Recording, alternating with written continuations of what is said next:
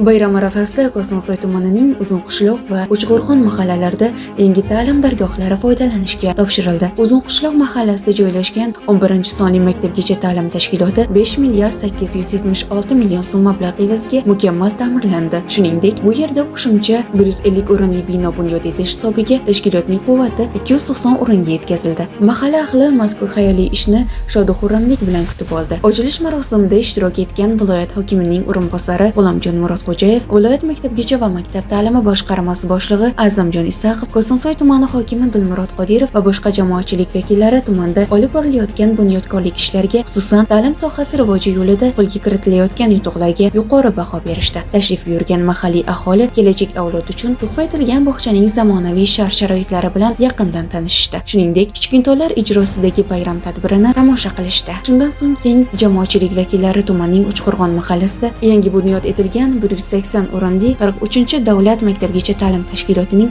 ochilish marosimida qatnashishdi. Bu yerda ham bayram shukuhi davom etdi. Tadbirlar jarayonida yashil makon umumiy loyihasi amalga oshirildi. Yangi ta'lim dargohlarining hududiga mevali va manzarali daraxtlar o'tkazildi.